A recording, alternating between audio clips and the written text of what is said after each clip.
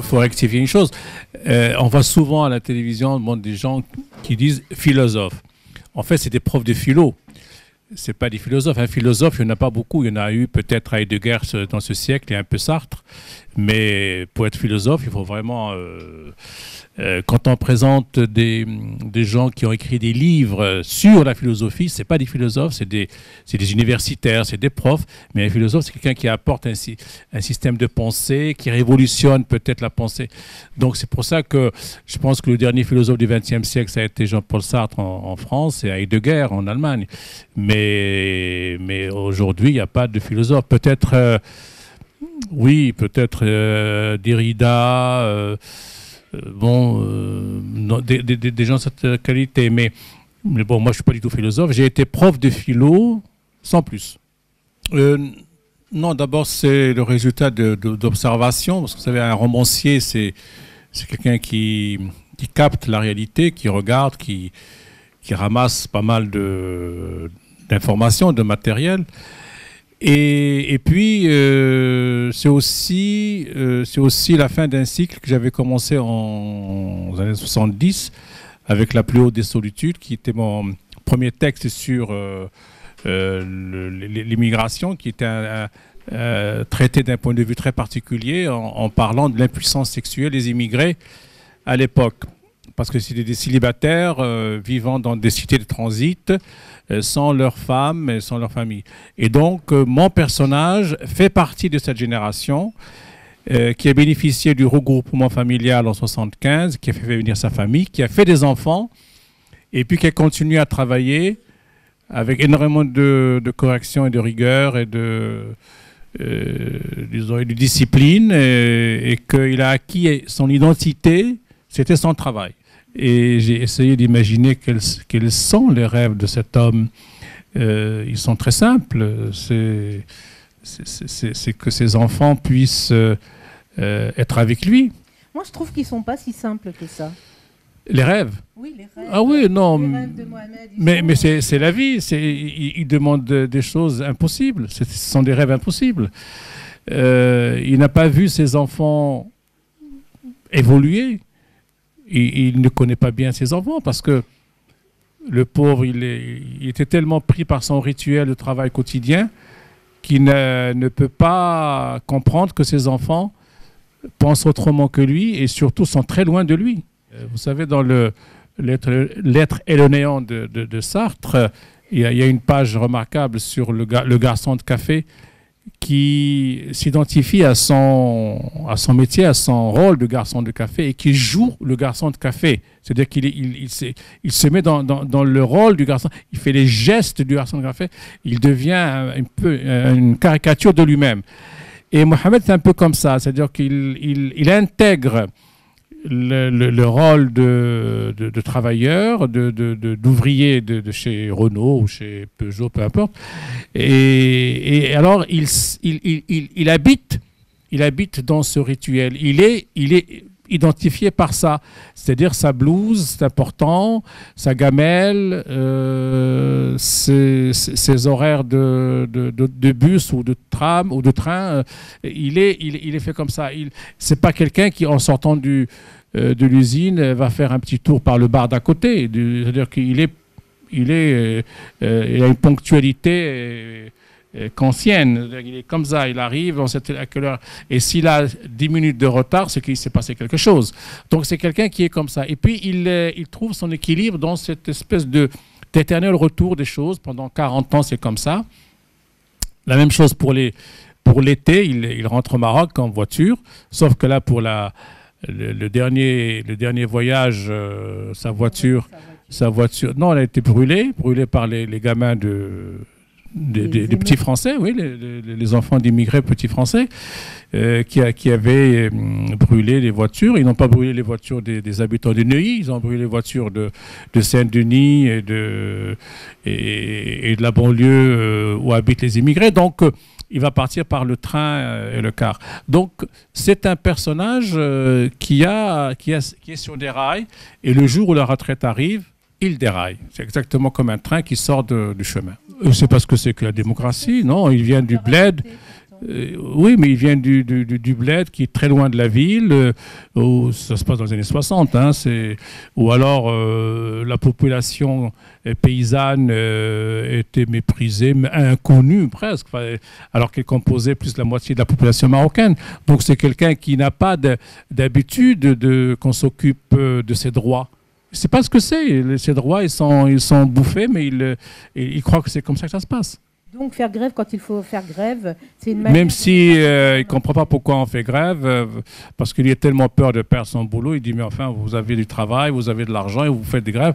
Enfin ça c'est un peu la mentalité de quelqu'un qui n'est pas passé par la lutte syndicale. Il ne sait pas ce que c'est. Alors évidemment il découvre, mais il suit le rythme général. Parce que, comme je disais tout à l'heure, c'est lié plutôt à sa vie. Il l'a vécu ainsi et il n'a pas intégré dans sa tête le moment de la retraite pour s'y préparer et la vivre comme Marcel, son copain délégué syndical. Donc c'est plutôt son problème. C'est la faute de personne. C'est lui qui est comme ça. Parce qu'il y a l'entraite. Ils ne disent pas la retraite. Ils disent c'est un peu le mot qu'ils utilisent parce que la première fois qu'ils ont... quelqu'un m'a dit je suis à l'entraite. J'ai eu du mal à comprendre. Après, je l'ai fait répéter, j'ai compris. Mais c'est parce qu'il parle un français approximatif. Hein, c'est pas... Mais en même temps,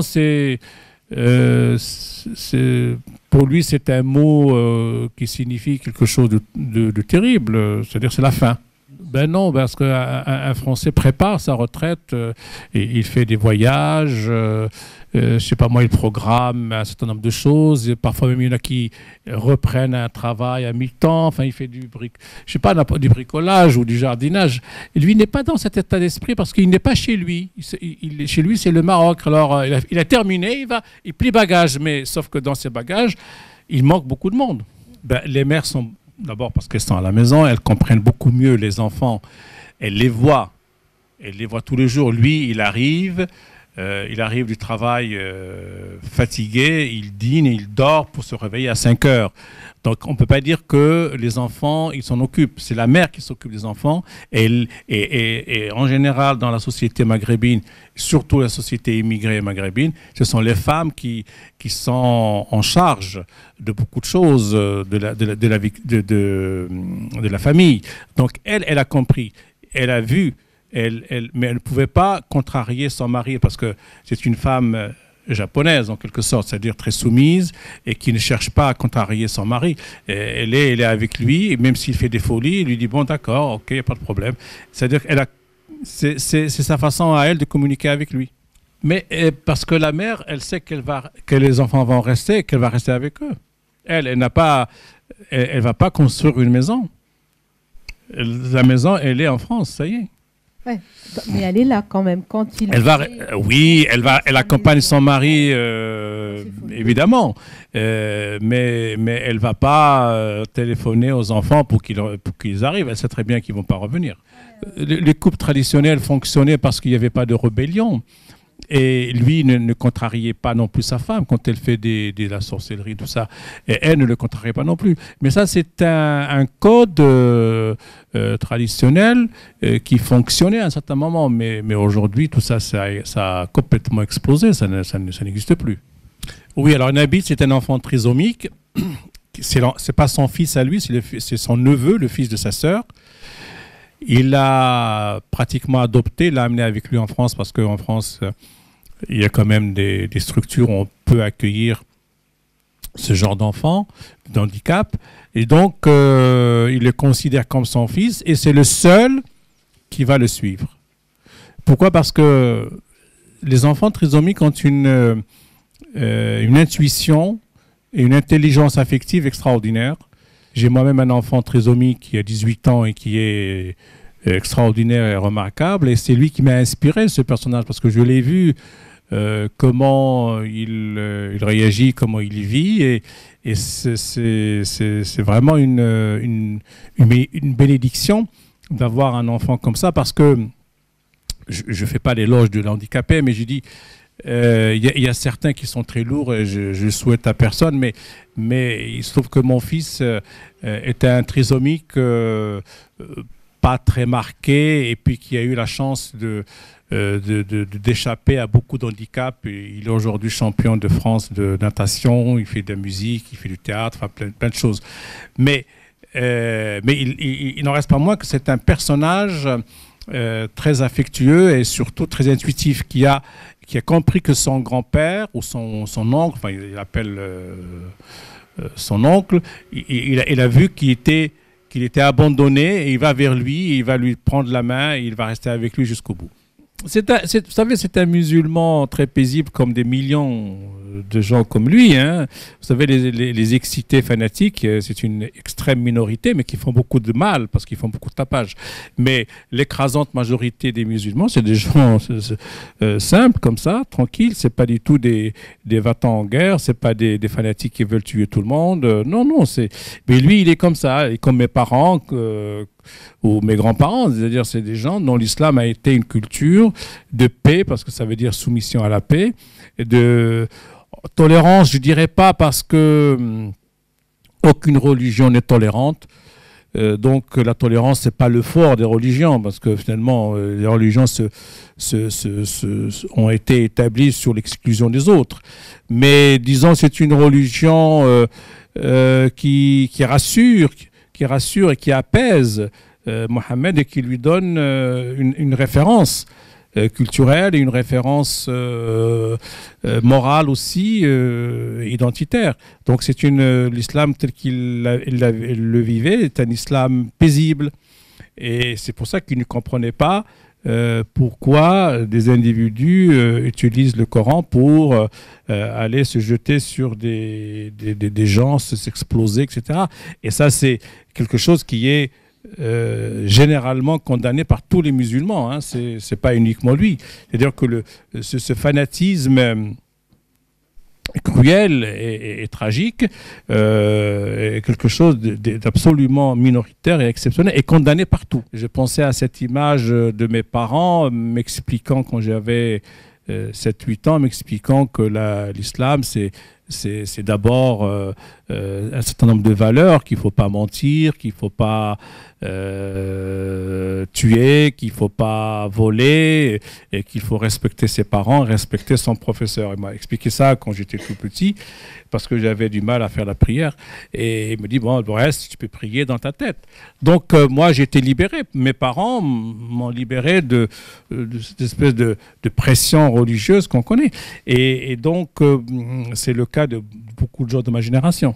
Est-ce que vous avez quand même la dent très dure, y compris contre le pèlerinage à la Mecque? Non, pas contre le pèlerinage, contre le comportement de certains pèlerins et contre l'exploitation des pèlerins par les gens des lieux. Enfin, les Saoudiens, les Yéménites qui travaillent autour des pèlerins. Et ça, c'est quelque chose d'inadmissible, la manière dont on exploite les gens. Et surtout, chaque année, il y a des centaines de morts parce qu'il y a des bousculades, parce que les gens ne respectent pas la queue, parce que les gens ils sont fanatisés un peu, ils sont exaltés. Et ça, et moi, je me souviens, j'avais été à la Mecque il y a très longtemps. Et c'est un peu des souvenirs qui me sont restés comme ça, qui étaient des souvenirs d'un rassemblement humain extraordinaire par plusieurs millions de gens réunis qui font les mêmes gestes au même moment, mais qui n'étaient pas disciplinés. Et ça vous a choqué? Ah, bien sûr. Je me souviens, il y a cette espèce de petite horloge sur fond de photos de la Mecque. Made in China, bien sûr, mais tous les immigrés ont ce genre de calendrier comme ça chez eux. Et les tapis, ils achètent des tapis pas chers parce que c'est fait avec de la matière synthétique et des choses comme ça, parce que ce sont des gens pauvres, ils n'ont pas les moyens d'acheter un tapis persan, ni d'avoir une Rolex comme montre pour voir ce qui se passe. Et donc, c'est un peu la réalité. Moi quand j'allais dans les cités étrangères, je regardais un peu le décor dans lequel ils vivaient. C'était des décors très, très, très rudimentaires. Il faut dire, moi qui ai beaucoup fréquenté ces personnes, ce sont des gens qui cherchent pas la bagarre, qui cherchent pas la contestation. Ce sont des gens qui se sentent comme des invités dans une maison, la maison France, et qui cherchent pas à la troubler, cherchent juste à travailler, faire leur boulot et puis gagner leur vie et mettre de côté un peu d'argent ou envoyer de l'argent à la famille. D'ailleurs, cette génération-là n'était même pas intéressée par l'intégration, le fait de devenir français, de voter. Ce n'était pas leur rêve.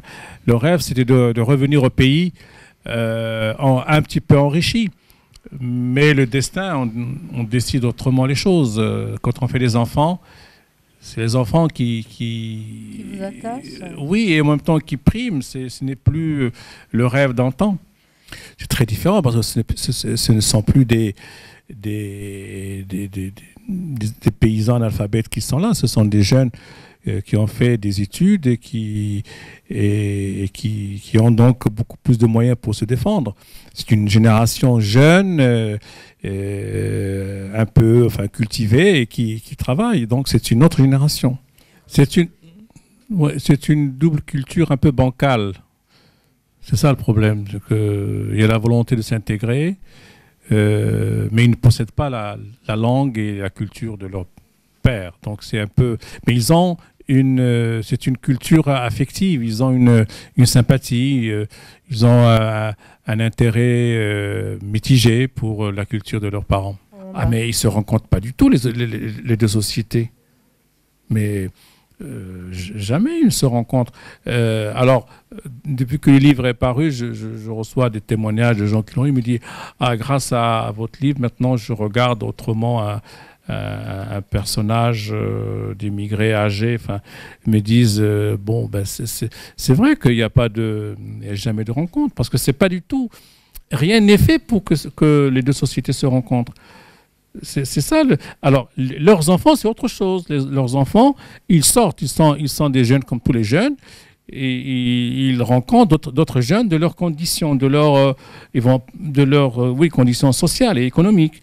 Mais ça, c'est pas un livre sur les enfants, c'est sur cette génération de parents qui, eux, ont vécu parallèlement à l'autre société, et parce qu'ils avaient toujours en tête et comme programme le retour au pays. Voilà. Non, là, j'ai reçu pas mal de témoignages, de femmes surtout, qui me disent: je retrouve l'histoire de mon père, je retrouve l'histoire de mon grand-père, parce que parfois ce sont de très jeunes filles qui écrivent. Non, ça aide, j'imagine que ça les aide à mieux comprendre et à mieux voir la vie de ces hommes qu'on côtoie, mais on les côtoie sans vraiment vivre avec eux. Non, c'est une question très très pertinente, mais le problème c'est que il aurait été moins bien payé au Maroc qu'en France. Il n'aurait pas eu la même couverture sociale, et ça c'est quand même... mais en même temps, il aurait été en paix avec lui-même et avec sa famille, parce qu'il aurait été dans son élément. Mais moi, je suis pour que le travail aille vers les pays plutôt que le déracinement et l'arrachement. Parce que l'immigration, c'est pas un bien en soi, hein. C'est une... Bon, ça se traduit parfois par des choses positives, bien sûr. Le mélange actuel de la société française est quelque chose de très beau et magnifique. C'est-à-dire qu'il y a un vrai mélange culturel, racial et tout. Mais en même temps, quand même, le prix à payer a été assez lourd, mais on ne le sait pas. On ne sait pas qui en payé. En tout cas, Mohamed a payé d'une certaine façon. Aujourd'hui, c'est un Maroc différent de celui de Mohamed, parce que c'est un Maroc d'abord qui est sorti de l'ère de Hassan II, qui était une ère sombre et vraiment pas très belle. Et là, nous sommes dans un Maroc nouveau, avec un roi qui essaie de faire des choses. qui a changé le code de la famille, qui a mis en chantier plusieurs infrastructures, qui essaie de développer le pays, qui essaie de démocratiser les relations entre les citoyens et l'administration. Enfin bref, c'est un roi qui est actif et qui est moderne. Et donc, il y a plus de liberté qu'avant, beaucoup plus. Et ça, c'est quelque chose qui est formidable parce que nous n'étions pas habitués à ce genre de régime. Donc, Mohamed, la seule chose, il découvre ce Maroc d'aujourd'hui, mais lui, ce qui l'intéresse, c'est le retour de ses enfants. Donc, il est déjà ailleurs. Vous avez mis 3 ans à l'écrire. Hein, non, pas 3 ans à l'écrire, c'est-à-dire que j'ai commencé et puis j'ai laissé, j'ai repris, mais j'ai beaucoup travaillé parce que je tenais beaucoup à ce que le texte soit dépouillé, limpide et que ça coule. Enfin, je pense beaucoup au lecteur parce que j'ai dit, je ne vais pas me faire plaisir, il faut que le lecteur soit vraiment avec moi et non pas contre moi. C'est un respect minimal, quoi. Moi, je suis un témoin, je suis un raconteur d'histoire, c'est tout. Moi, je regarde et je raconte. Si ces histoires arrivent à émouvoir ou à faire penser ou réfléchir, c'est tant mieux. Sinon, bon, je continue. De toute façon, vous savez, moi, un écrivain, c'est avant tout quelqu'un qui raconte des histoires. C'est ça. Nous avons besoin qu'on nous raconte des histoires. Moi, je lis beaucoup parce que j'ai envie de savoir comment on raconte des histoires aussi. Mais vous savez, les immigrés ne lisent pas. Hein, ils vont pas lire ça. Hein, ce sont leurs enfants qui vont lire. Mais mes personnages, ils ne savent pas lire. Donc, mais j'ai vu des signatures. J'étais à Bruxelles il y a quelques temps et il y a beaucoup de Marocains immigrés à Bruxelles. Il y en a qui l'ont acheté pour me dire je vais le donner à ma fille pour qu'il le lise. Je voyais bien qu'ils étaient âgés, mais je leur ai dit vous savez de quoi il s'agit? Oh, oui, on m'a raconté parce que j'avais écouté ou à la télévision, ils ont vu des choses. J'ai de la famille, j'ai des gens de ma famille qui sont dans ce cas-là. Je connais aussi leurs amis. Je suis souvent invité dans des mariages ou des soirées des familles immigrées un peu partout. Et puis depuis le temps que je les fréquente, je les vois. Quand je faisais de la psychothérapie, j'en ai vu beaucoup et ils me connaissent. Quand j'arrive, ils savent très bien qui je suis et ils me parlent, ils me racontent des choses. Quelle place vous avez alors justement dans cette diaspora marocaine à l'étranger? Pour eux, je suis celui qui va rapporter leurs paroles, celui qui va peut-être parler pour eux et les défendre. C'est un rôle difficile parce que moi, personne ne m'a élu pour être le porte-parole. Moi, parfois, je rapporte des choses qui peut-être ne veulent pas que je rapporte. Mais par exemple, il y a un exemple très simple. Ça, je l'ai inventé, mais je suis sûr que c'est vrai. Lorsque Mohamed va être obligé de consulter pour un toucher rectal pour sa prostate. Mais il vit ça très très mal. Il était malheureux comme tout. Il était indigné. Il avait une honte pas possible. Mais ça, on peut le trouver aussi chez des gens de Brest, des personnes pudiques qui ne veulent pas qu'on les touche.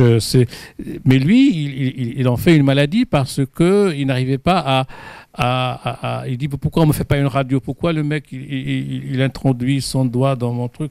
Il soupçonne de perversité. Non, il ne comprend pas cette médecine-là. Alors, mais ce sont des choses que j'ai constatées, on m'en a parlé, donc ça se retrouve dans le roman. Oh, j'ai fait quelques villes, mais pour le livre sur le racisme, je visite les écoles parce que je parle aux enfants, quelque chose qui est grave et donc il faut s'occuper de leur éducation et la prévention contre le racisme dès le plus jeune âge.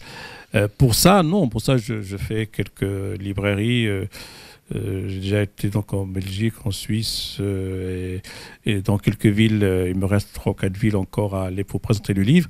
Et après, je vais me remettre à travailler. Sur quoi? Oula, j'en sais rien, je travaille. Vous savez, je ne sais jamais ce que je fais, moi. Je suis un peu inconscient.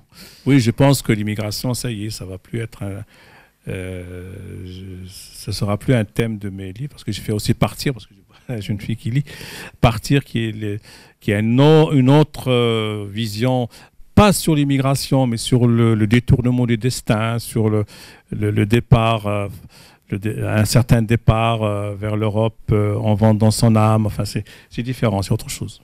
Oui, mais sans fêlure, sans blessure, il n'y a pas de romancier. Ou alors, il faut écrire des romans optimistes où tout va bien. Genre, des gens que vous connaissez, Coelho et compagnie, là, je sais pas, ils sont nombreux. Non, mais j'ai trouvé l'autre jour, j'ai découvert la raison extraordinaire du succès de ces livres qui se font par des millions, c'est que tout va bien. Or, prenez Modiano, Le Clésio, Kundera, enfin des grands écrivains, ils ne parlent que des choses qui ne vont pas bien. On parle des blessures de la vie, on ne parle pas du bonheur. Le bonheur n'a aucun intérêt en littérature. Non, mais il y a c'est infini, on peut jamais s'arrêter, parce que la littérature, c'est l'histoire privée des nations, comme disait Balzac. C'est-à-dire le roman, c'est l'histoire privée des nations. C'est-à-dire que aujourd'hui, pour comprendre la France du 18e ou la France du 19e, il faut lire Balzac, ou il faut lire Flaubert, ou il faut lire... c'est ça. Il y a des livres d'histoire qui racontent l'histoire telle qu'elle est passée, ou telle qu'on s'imagine qu'elle est passée. Et puis il y a l'imaginaire de ces écrivains qui nous donnent Proust. Qu'est-ce qu'il a fait, Proust? Il a raconté l'histoire de la France, mais à travers des personnages qu'il a créés dans sa solitude, dans son asthme, dans de sa culpabilité d'homosexuel de cette époque-là, etc. Donc, c'est ça la littérature. Proust, le bonheur est proscrit, ça n'existe pas. Tous les livres de Kundera sont des drames, des tragédies. Il n'y a pas de... Il y a que Bon, il y a des gens qui sont heureux, qui arrivent à vendre le bonheur. Moi, j'y arrive pas. J'espère qu'ils vont lire. Vous savez, c'est assez clair. Hein, ils peuvent lire, ils vont comprendre. Hein, mais je ne sais pas si la lecture est si répandue parmi les jeunes aujourd'hui, en général. À l'école, quand on est obligé, ils lisent. Oui, à l'école, alors. Alors, c'est aux enseignants de mettre ça à l'école.